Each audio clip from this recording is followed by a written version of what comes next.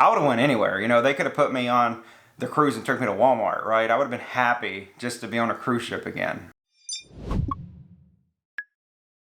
Good morning. What a sad morning it is. You can see we're back here in Nassau, which means it is the final moments of the cruise as we're just waiting to disembark the ship. I woke up earlier than I wanted to because of this noisy pier construction going on over here as part of Nassau's sort of revitalization of their piers.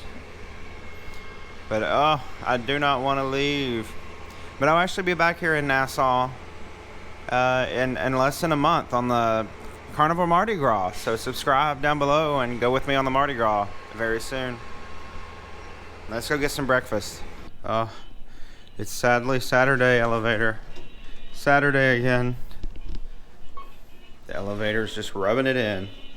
It's time to get off your cruise so someone else can enjoy that it's Saturday, the first day of their cruise. So the final breakfast here on board in the Windjammer. Everybody's enjoying the last few moments on the ship. But the breakfast looks a lot like the first because every time I come in here I get about the same thing. So sticky buns, which are always incredible, scrambled eggs, French toast, hash browns, and then I also got 2 chocolate milks because we're in our feelings this morning and I'm eating them. So yeah.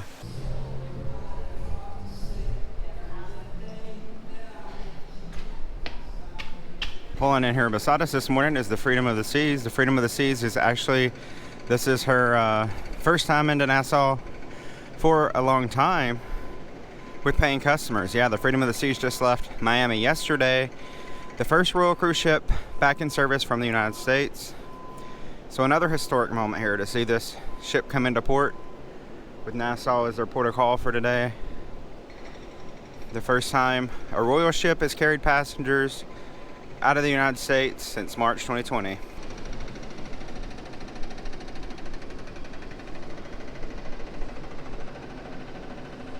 All right, so this is it. My bags are packed. I think I've gotten everything.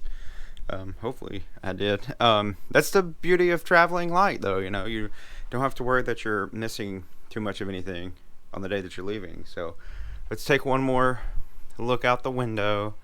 Everyone wave goodbye to the balcony.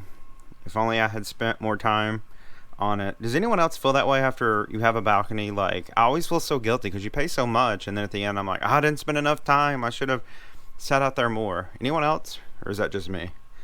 But last look at the balcony, and now we will debark the adventure of the seas. Wave goodbye. Also, I will say here, and I'm not tooting my own horn or anything, but I have tried to bring cash and give cash tips to those who have gone above and beyond this cruise, and that's pretty much everyone. But just keep in mind, if you're coming on a cruise soon, that these folks were out of work for a long time. The pandemic really hit them hard. So, you know, maybe consider bringing some extra cash with you on your trip and just leaving, you know, any little bit of money. I'm sure they appreciate. So just keep in mind, you know, what these folks have been through recently with the shutdown and everything, and just the turmoil of having to fly back home to their home countries and then back to the ship. Just keep that in mind and tip if you can.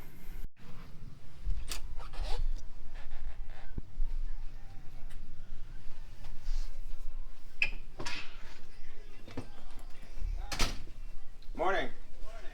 How are you? Good. You're heading off the ship now? I'm leaving. Deck 11. So I've been talking to everybody and saying goodbye to all the crew, and I literally got in the elevator to go down to the gangway on deck 1 and ended up going to like deck 12 because I didn't press the button. So it's sad saying goodbye to everybody. Here we go. We're just off the ship, and now we have the first two Royal cruise ships sailing. Of course, Adventure of the Seas from Nassau and Freedom from Miami in the United States, here together in Nassau this morning. How awesome. So now I'm just going to go up here to the Royal bus transfers and start my trip over to the airport.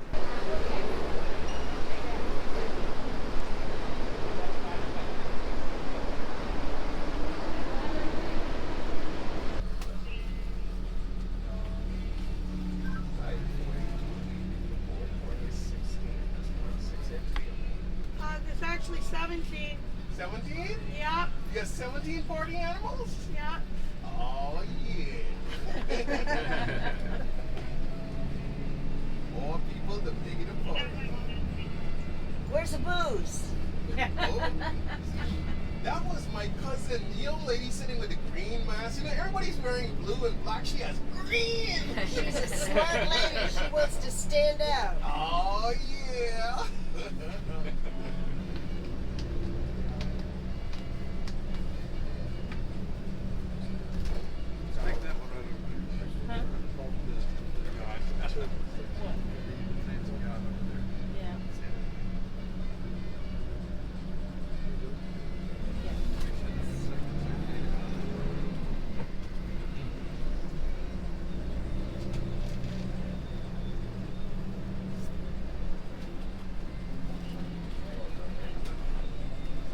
So it's now been just a little bit over a week. I think we're at maybe 9 days since I got off the Adventure of the Sea. So I just wanted to give some of my thoughts about this cruise. This cruise is very unique. It was unlike most of the cruises that I've been on. First of all, we were only sailing with like 27 to 30% of ship capacity. So most times, the Adventure of the Seas felt like it was almost empty. There were so many perks to this too. It was such a unique cruise. I'm so glad that I went on it. Now I will say that because of that, because it wasn't a full cruise and because there were so few people on it, it makes it a little bit harder to review because it's a different perspective, right? If there's not as many people on the ship, of course the service and the food and things like that can be better. So I'm just going to tell you my thoughts and just keep in mind that it was reduced capacity and I do understand that. Now I'll start my review with saying that this was, without question, the best cruise I've ever taken. And I've taken, I think, 11 or 12 now. I don't remember how many I'm on, but it's between 10 and 15. This was the best cruise I've ever taken that left from North America. So any trip to the Caribbean or anything like that, this was the best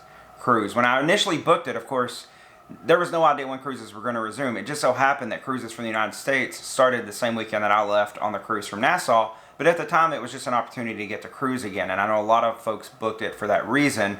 And because of that, because you're flying to the Bahamas, there were extra steps involved. I did have to get a Bahamas health visa, which allowed me to come into the Bahamas and say that I was staying there, even though I was leaving like almost immediately on a cruise ship and then returning only to go to the airport and fly out.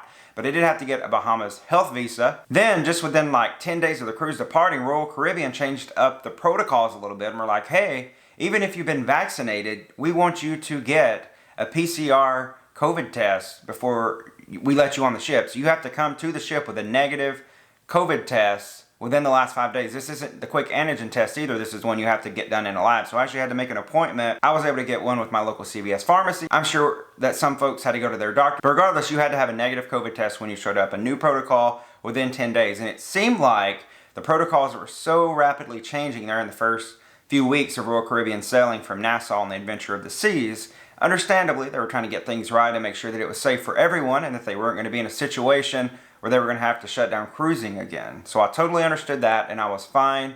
I understood the risks. I understood that the cruise line wanted to get this right. So it wasn't anything to me to do these things. And I'm not saying it complaining. I just wanted you to know that if you are going on those sailings later this summer from Nassau, that there are extra steps you're going to have to take. You also have to do the antigen testing a couple days before the cruise is over. You're going to need that to fly back in the United States. You actually have to show that to the airlines. And I think even going through customs to show that you don't have COVID, that you've tested negative in the past few days of going back to the United States. So some extra steps to sail the Adventure of the Seas. When I first booked the cruise, I wasn't crazy about the itinerary. So I'm going to start with the itinerary. That was the first thing that I was thinking that's kind of a weak itinerary. You know, I've been to Nassau 100 times. I've been to Cozumel 100 times. I had never been to Freeport, but I'd only ever heard bad things. So really the only port that I was looking forward to was Perfect Day at CoCoCay, and we had 2 days there. And I'm like, well, that's sort of a waste. You know, you're taking us to the same place 2 days in a row. That's going to be like boring the second day, right? And I'd never been to CoCoCay before, so I didn't have any opinions about it, but I had heard good things. And if you've seen my vlog series, you know that I absolutely love CoCoCay. So much so, is it CoCoCay? Did I say that right? Yeah, CoCoCay, Perfect Day at CoCoCay. If you did watch my vlogs while we're at Perfect Day at CoCoCay, you know I absolutely loved it.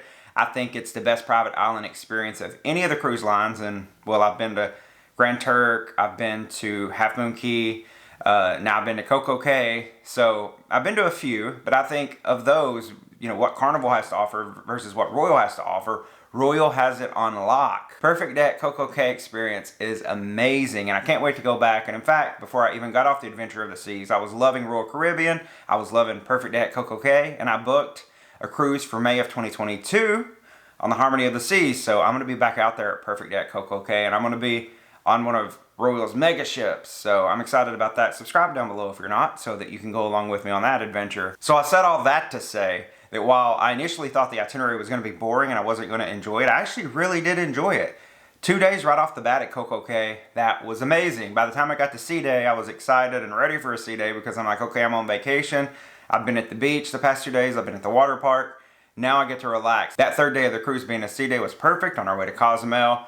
And then, of course, get to Cozumel, I went to Mr. Sancho's and had one of the best days I've ever had in Cozumel. And I've been there, I think, 3 or 4 times now. But going to Mr. Sancho's absolutely turned up my opinion of Cozumel. And I can't wait to go back. And I'll be going back, I think, in March to Cozumel. And I probably will be going back to Mr. Sancho's again. So that's no longer a port that I dread, because now I know something, a go-to excursion and place I can go to anytime I visit Cozumel. And then Freeport, I was kind of not even looking forward to that, but I knew, and I'm going to tell you, if you go to Freeport, you need to have an excursion. Freeport, if you've never been, it's more of an industrial port. There's a lot of barges coming in with cargo.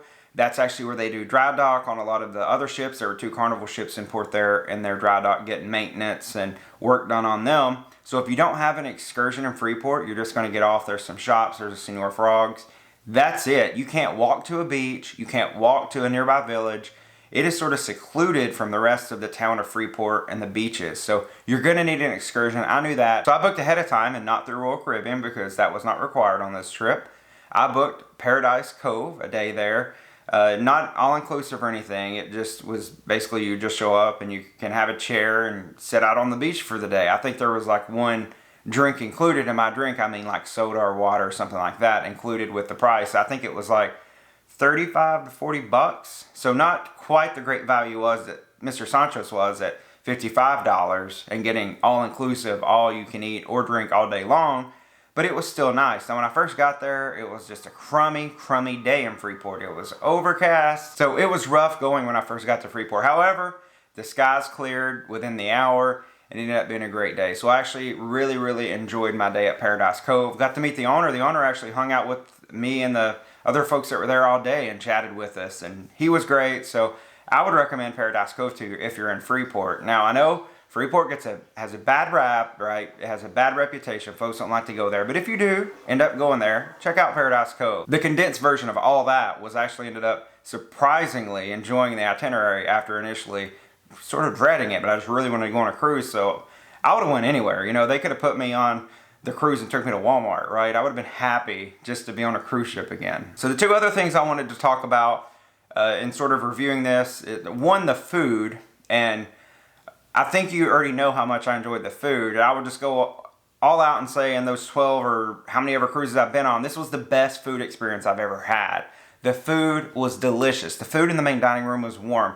I've been on Carnival so many times, and Carnival will bring out your food and it's basically cold. It's so lukewarm, it's so cold. You can tell it's just been sitting, waiting on someone to come pick it up for a long time, and when they finally bring it to you, it's just like, yeah, like I'll eat it because I'm on a cruise, and that's what you do, right? You just eat and eat and eat on a cruise. But you don't really, I don't think, enjoy it as much as you could. And I learned on Royal Caribbean how much you can enjoy food in the main dining room, because that food was always piping hot. It was always delicious. And my wait staff in the main dining room was absolutely incredible. Shout out to you guys. I know a couple of you are watching. Thank you so much for taking such good care of me. I'm a solo traveler, was a solo traveler this trip, solo cruiser.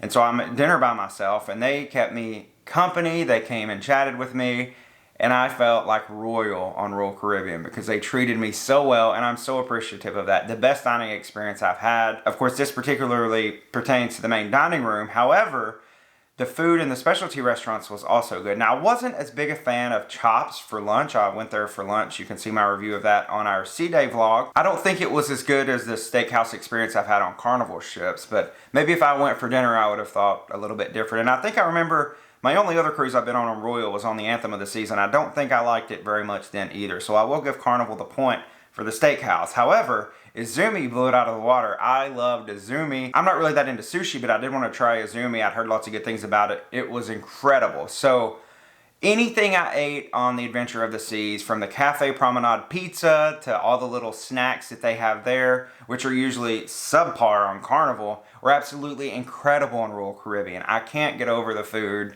and how good it was. I'm like, I don't know if this is just because there's so few people on this ship and they're serving fewer people or what, but the food, I would give it a 10 out of a 10. It was that good, and I can't say enough good things about it, so I'm just going to be quiet about it now and go on to the service. And the service, I've talked a little bit about the service in the dining room. 2 thumbs up, 10 out of a 10 on the service there. The service from my stateroom steward, the service from anyone I interacted with that was part of the crew on the ship, also a 10 out of 10. Everyone was just so excited that we were there, that they were back to work, that we were sailing again, and it showed. Everyone was so courteous. Everyone asked you how your day was going. I had a great room steward who took really good care of me and spoke, and we chatted and had really good talks every time I saw him. Just everywhere around the ship. The folks that let you on and off the ship at the gangway. 10 out of 10 on service on Royal Caribbean too. So I can't say enough good things about this cruise that I went on from Royal Caribbean Adventure of the Seas.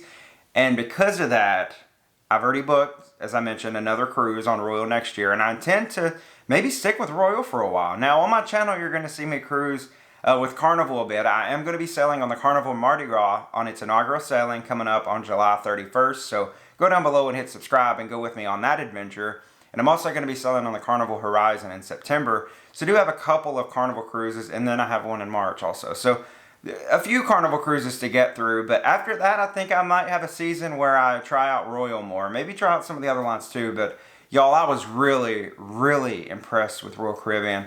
I really enjoyed this cruise. So if you're watching and you're part of the crew, you made my vacation incredible, and I appreciate that so much. So I guess that does it for my Adventure of the Sea vlogs and experience. Thank you all so much. If you watched all the videos and went on this adventure with me, I so appreciate it.